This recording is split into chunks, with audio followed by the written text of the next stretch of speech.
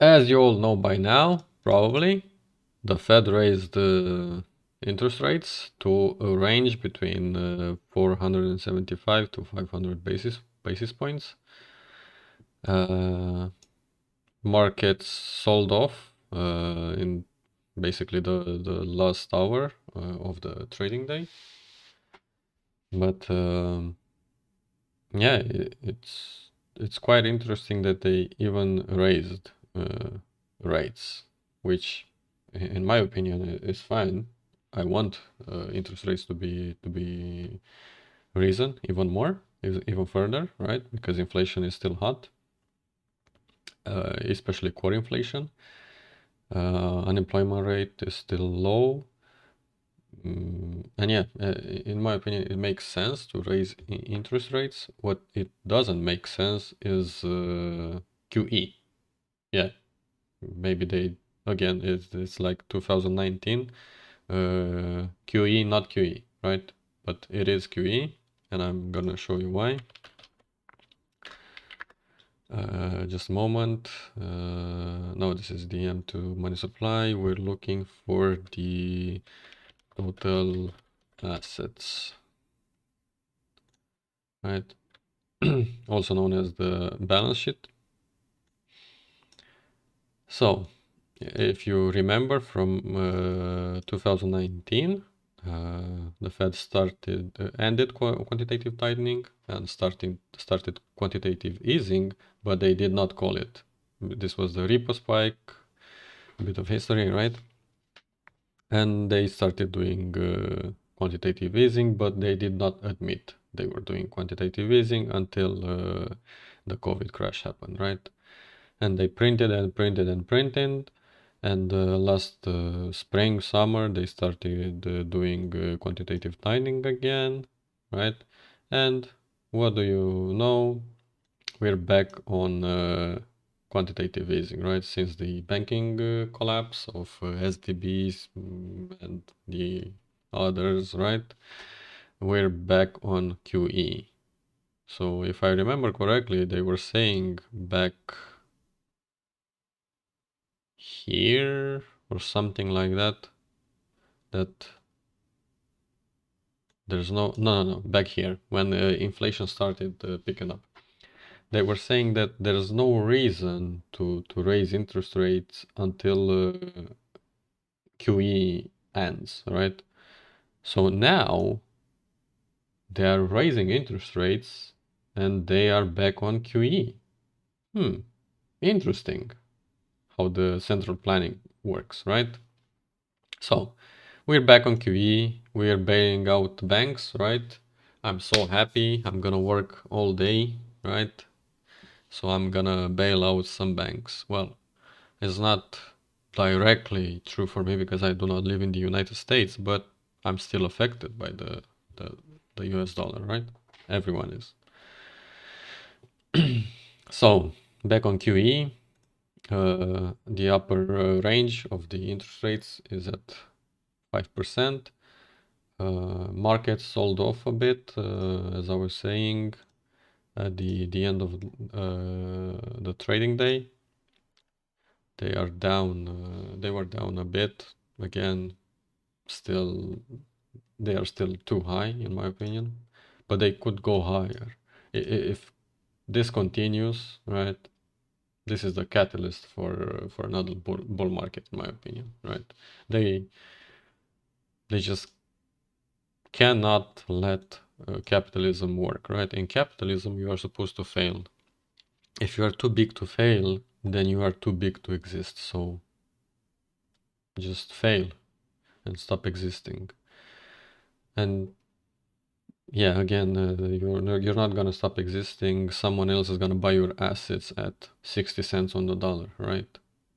The assets do not vanish. They're not zero. These banks that failed, they're not worth zero, right? They're worth 80 cents on the dollar, 70 cents, 60 cents on the dollar. Someone with better management will come in and buy them, right? Bail them out the right way with their own funds, not with uh, funny money, right? Not with central bank funds. Anyway, Let's go to the Fed watch tool. So for the next meeting in May, the market is predicting that there will be no more interest rates. I mean, the probability is higher, right? That's what they believe, that there will be no more interest rates hikes.